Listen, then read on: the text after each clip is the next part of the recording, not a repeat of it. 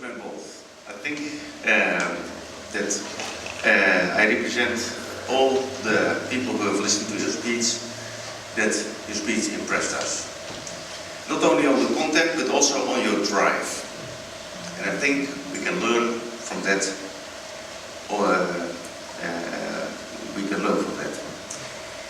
and that we can get closer connected as American and European experts and people involved in public life. I really hope that this will be one of the results of this conference. Now it is time to introduce the moderator of the panel discussion, which is Mr. Rijn Willems. You are known as a former director of Shell, the oil company, and as a senator in the Netherlands. Ladies and gentlemen, give the people a warm applause as they come up for a panel discussion.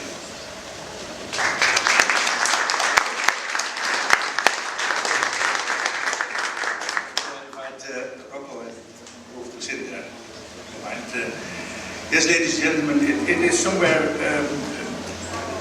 a tremendous issue for me to be here, having been 15 years old and first taken by my parents to this house here to show their gratitude, having gone through the Second World War in Europe, to say this is a country that has fought for the freedom of that part of the world and their own. And they took us here as this house of democracy, on how people live and work things out together. For me, it's therefore a great honor to be able to be in this house and to be moderate the session and to learn a gentleman here who speaks so frankly and freely. And maybe their words are best captured by the words out of the Sermon on the Mount. Blessed are those who hunger for righteousness. Because in both their speeches we hear the hunger for righteousness come through. Are we cautious or are we courageous? Let me start with a question first to both of them. We've seen that both Western society, the United States and Europe, have gone through a significant process of secularization. We've at the same time, where their history was built on Judeo-Christian values, we've seen that their societies become much more diverse, with a significant percentage of Islam people living in the countries in Europe and the United States. Do you believe that that has helped us in maintaining those values, or has that got nothing to do with the issue of secularization? And have we become indifferent for completely different reasons? And have we not go back to the old Roman times that our religions have created for us a deletion of our personal beliefs? Where do you believe are the origins of the problem? And if we then, how do we then overcome that if we really come back to a situation of becoming courageous again, as we and users so eloquently spoke about? I think it is a challenge, and the challenge can be addressed by addiction. It depends on the way in which you challenge. I need.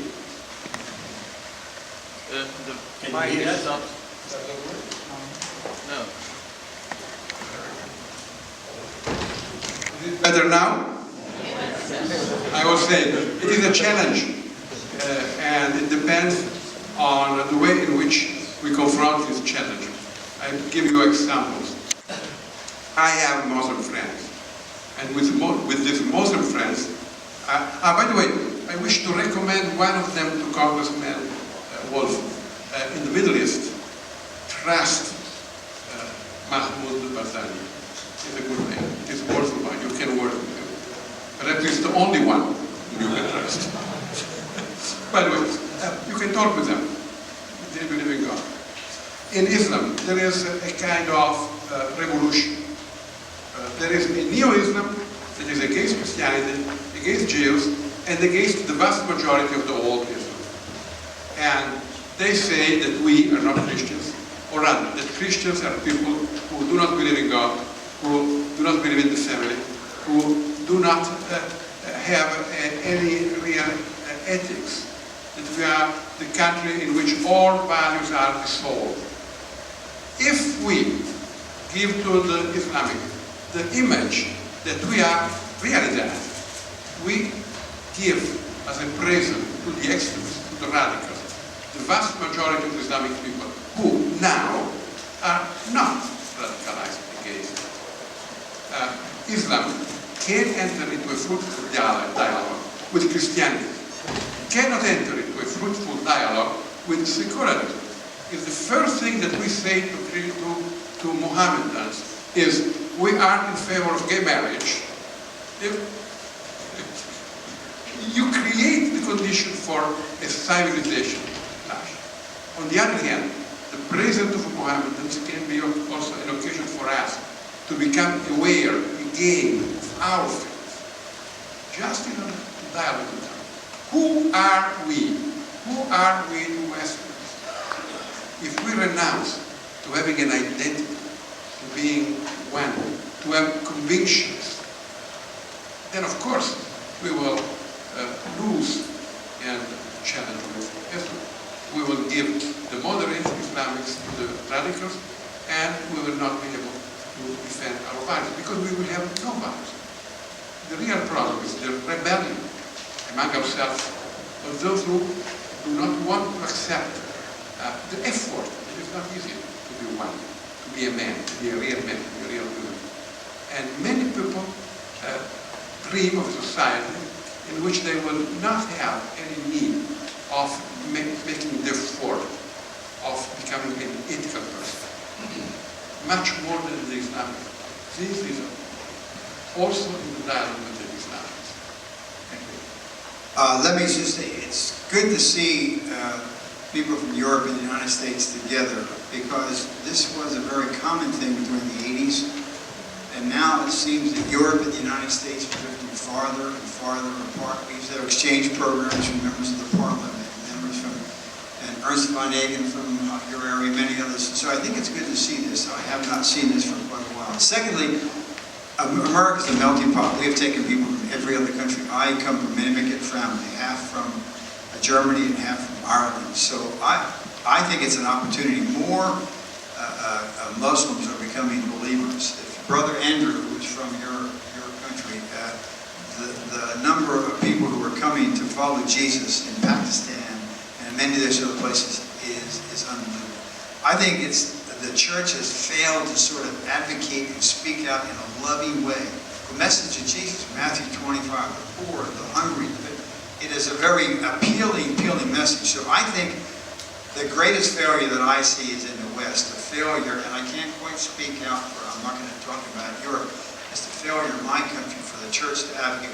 We've had exceptions. Obviously, Pope Francis has spoken out very, very eloquently. The Bishop of Canterbury has spoken out. In my country, Rick Warren and some people. But overall, the church has been relatively silent. Congressman Tony Hall, who's a Democrat, one of my best friends, we're in a small Bible study together. We wrote 50 of the top religious leaders on the whole issue of gay marriage. It was a loving letter. It's not me. It was winsome, just asking people, quoting Dr. Graham on what he said, and almost no one wanted to comment because there was a certain either fear or a certain kind of reluctance. I think, I'm optimistic. We have 5 kids. We have 16 grandkids. I think we talk about Jesus. Jesus, not Jesus plus or Jesus minus, but the message of Jesus is a very appealing one.